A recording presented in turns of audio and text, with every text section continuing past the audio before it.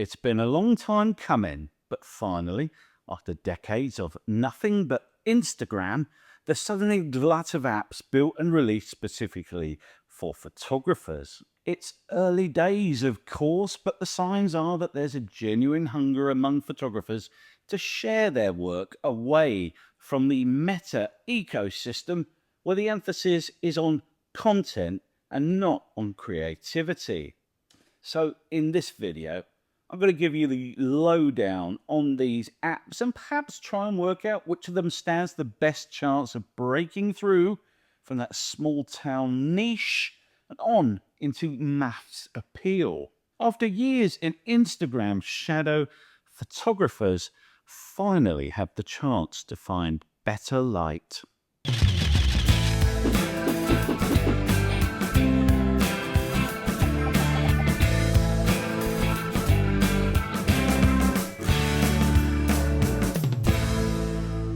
Instagram is, of course, a global phenomenon with a user base of about 2.5 billion, give or take a small European country. But it stopped being about photography a decade ago and became a short-form video platform for people who think aggravated assault is high comedy. It's been a bit of a shit show lately, what with the glut of faked AI content, adverts every 3 posts, algorithm feeds full of engagement engineered posts, and the recent error which spammed everyone's feed with snuff grade murder, gore and violence. Oopsie. So if you're a photographer and you find Instagram about as fulfilling and life affirming as building a flat pack desk with the tools they supply in a little Ziploc bag, here are some alternative platforms to try out and see if they're a better fit for your photography. First up, we have Foto, and this is, without a doubt, an artistically pure photo sharing app. What I mean by that is that it's all about photography and not about content. It's about displaying your work, about putting it out into the world, not necessarily about generating likes and followers. That last bit is a bit hard to wrap your head around if you're coming from Instagram, where the value of a photograph is entirely determined by how many likes or comments it has. Striving for likes and comments is, after all, what we have all been subconsciously trained to expect over the last decade, and those pointless internet upvotes are how we have been trained like laboratory rats to rate our work. Foto, however, is much more considered, much more deliberate, and it is entirely algorithm and spin free. Rather than pushing photographs and photographers in your direction, Foto forces you to seek them out. The extreme lack of managed discoverability takes a bit of getting used to, but it also feels liberating too. There is no trending feed whatsoever, and in fact, the first time you use the app, your timeline will be completely empty. You have to click on the search tab and either search for specific photographers or use the filters to view photographs labeled with specific hashtags. And here's another kicker. The hashtags are a hard-coded list, about 100 or so options. You can't just make your own. I couldn't, for instance, add hashtag Australia to my photograph and then search for other photos tagged the same way. Also, you can only use a maximum of 3 tags on any of your uploads, and that's the maximum you can search on too. So to find photographers taking thematically similar photographs to mine, I'd search on coast, landscape, sunset, for instance. As you scroll through the photographs, you might notice another big difference of Instagram. No names, no like counts, no adverts, just one photograph after another. If you see a photo you like, you can click on it, read the caption and discover who the photographer is.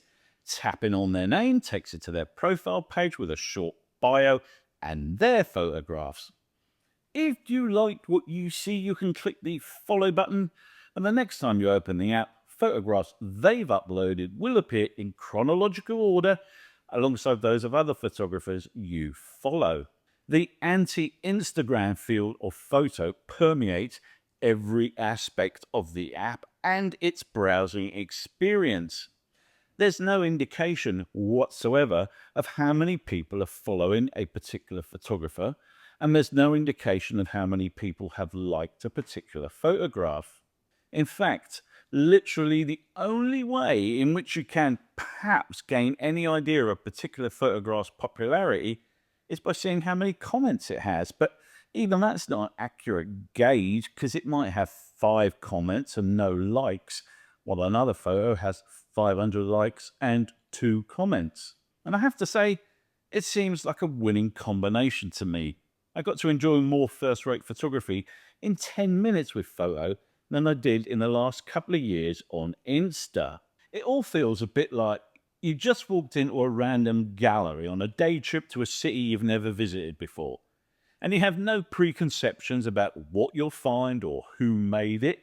You just know that some of it you like and some of it you don't, and the bits you like you spend a bit more time looking at, and the bits you don't you walk past. And if you really like something, then you'll stop and read that little wall label. After spending some time browsing through the photos and following photographers whose work I admired, I realized how dopamine free the whole experience is. It also feels like everyone's bringing their A game with this app. They've all dug deep in the old 5-star collection in the portfolio and uploaded their greatest hits. All killer, no filler. Hopefully that trend continues, bringing the concept of quality over quantity back into fashion would be wonderful. I don't really have any criticisms of the Foto app, but I will make this one observation. Engagement is virtually non-existent.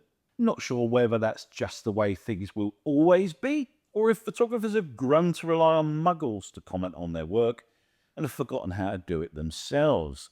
But the overwhelming majority of shots I viewed on Foto were completely comment-free.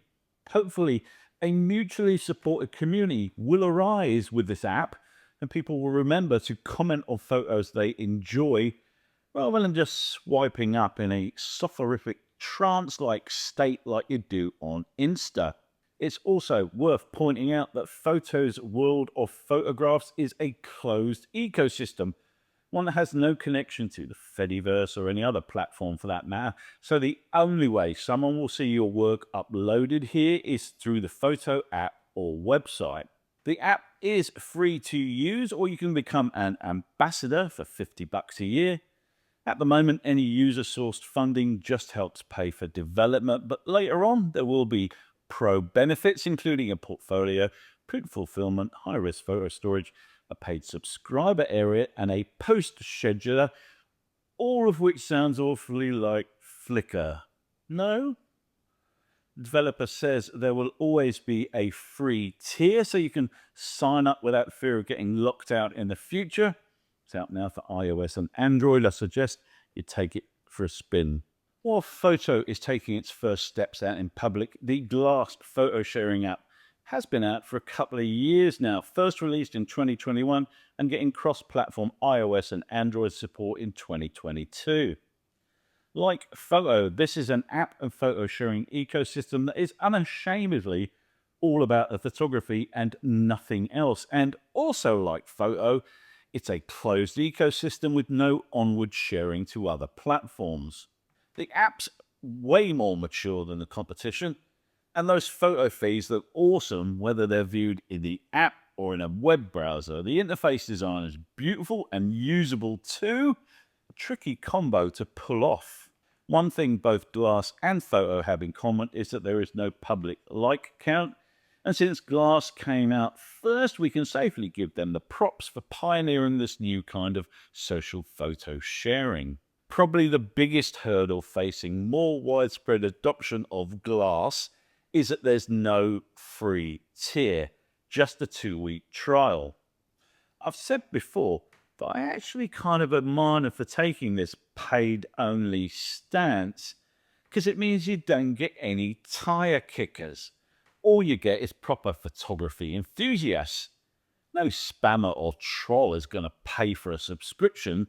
They're freeloaders. So if you want a photographer to photographer platform, then Glass could be the app for you. Generally speaking, I think that Glass has a brilliant feature set. I love the ability to filter photographs by camera or lens. I also think the AI search, with which you can do conversational searches, such as people walking on a beach at sunset, is top notch. There seems to be far more engagement on Glass than on Foto. Perhaps we shouldn't read too much into that because it is very early days for Foto. Or perhaps the fact that everyone's a paying customer on Glass encourages proper engagement. Time will tell.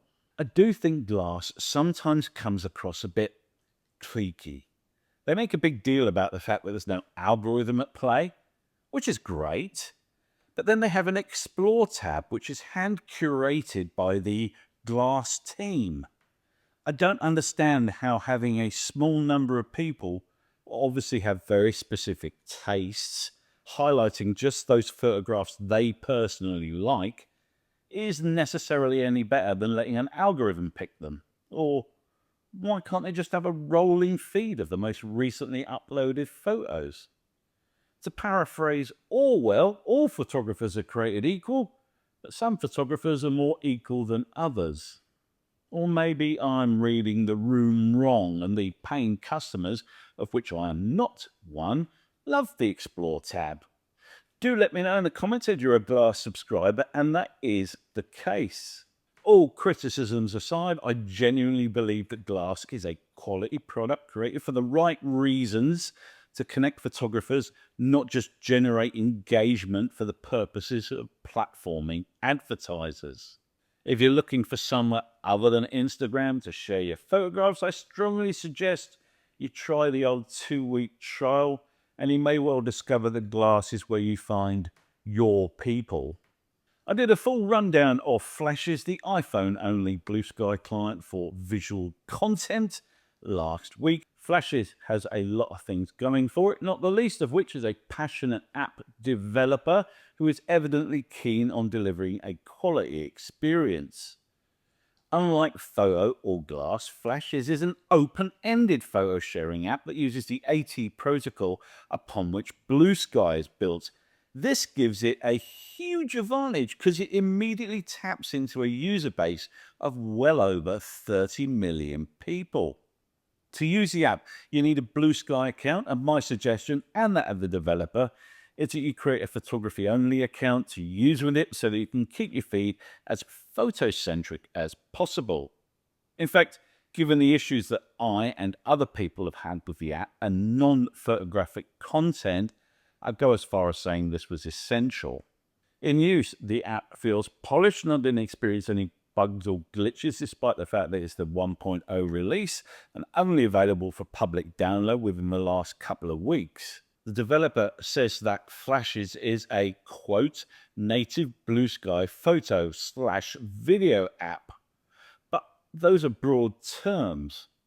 Are we talking about the photography as a creative art form, hobby or profession, or simply a general purpose medium that can be used to convey anything from an artistic capture of a tree to a half-naked dude showing off his latest thong?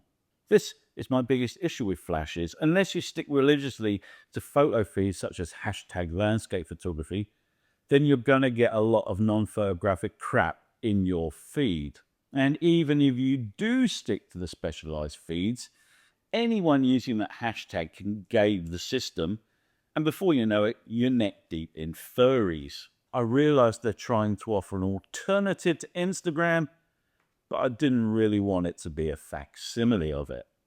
My suggestion to get a more pure photography-only experience is to go into the feed display preferences option in settings and enable followed users only under the following tab, but leave it disabled under feeds and list feeds so that your home feed is relatively pure, but you still have good discoverability in the special feeds.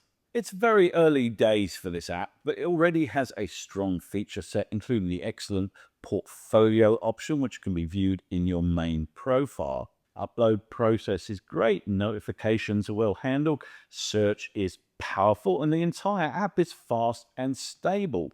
Blue Sky is completely free to use, and at this stage, so is this app, so you have nothing to lose by taking it for a spin.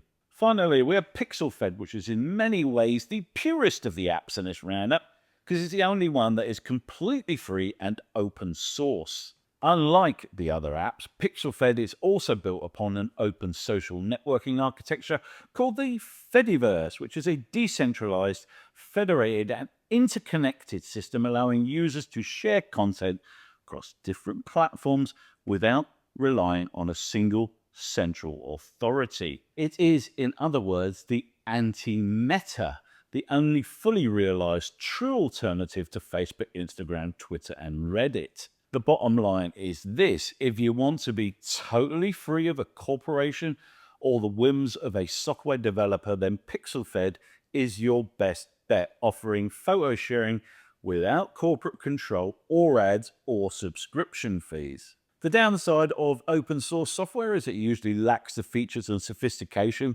you get in apps paid for by annual licenses or subscriptions or adverts, and that's the case with the Pixelfed app too. Don't get me wrong, it's a perfectly good little app, very Instagram-like in many ways, but it lacks things like filtering by camera or lens that you get in a commercial app like Glass. You can like and comment on any photo in your feed. You can bookmark and share. That's true. But you can't, for instance, view a larger version of a photo by tapping on it. There are also different Pixelfed instances that you can sign up with, each of which caters to a different niche. The main pixelfed.social is the original and largest server, and the one I am on, but there are 95 others, including regional servers, French, Australian, Scottish, etc., and subject servers, art, astrophotography, etc. Content shared on one server can be viewed on all Pixelfed instances. The web-based version of Pixelfed, which has been online since 2019, has many more features of the app, including collections and a portfolio option, but these other features will, I'm sure, slowly but surely become available in the apps too. If you want to keep your feed photography only, then follow the good hashtags, such as hashtag landscape photography, and stick to the home feed, because the local feed has a little bit of everything. And when I say everything, I mean everything. There's also a Discover tab in the app, which enables you to search for accounts or hashtags, view trending tags and popular accounts, and check out what's trendy in the wider Fediverse.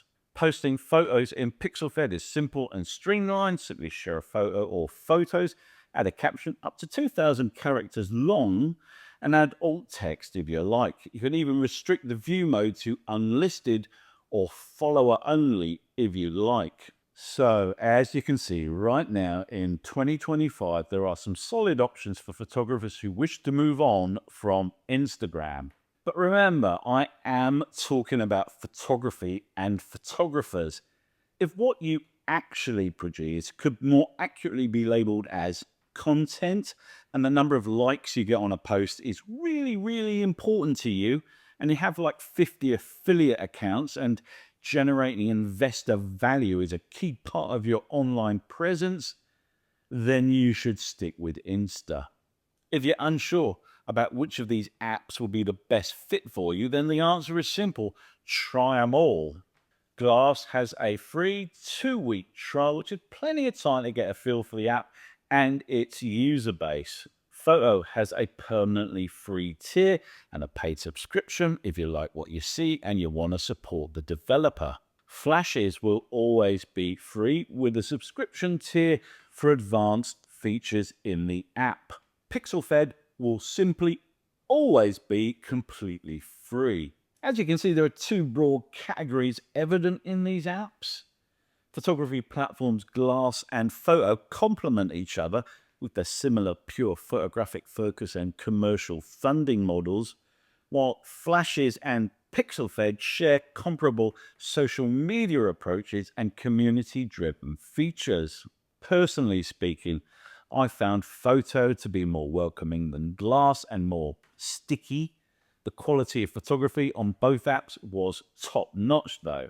I also prefer the funding models, which let you choose to pay for extra features, because that incentivizes the developer to create functionality good enough to join the paid subscription tier, but doesn't lock anyone out. I'd also like to point out that while these new platforms are great, Flickr is enjoying a resurgence in popularity at the moment, has a very generous free tier, and a community that appears to be bouncing back from oblivion. You'll find me on all of these apps except Glass. Not because I don't think it's good, but because I've run out of goodwill for subscription fees with the missus. And that, my friends, will do us for this look at the new generation of photo sharing apps and services. I know some of you guys have already signed up for Blue Sky and tried Flashes and Pixelfed, but nobody seems to be pimping Foto or Glass. So if you're using them, let me know in the comments how that's going for you. If you enjoyed this video, please do give it a like and consider subscribing to my channel for more photo, video and drone related content from me. Till the next time, guys. Ta-ta.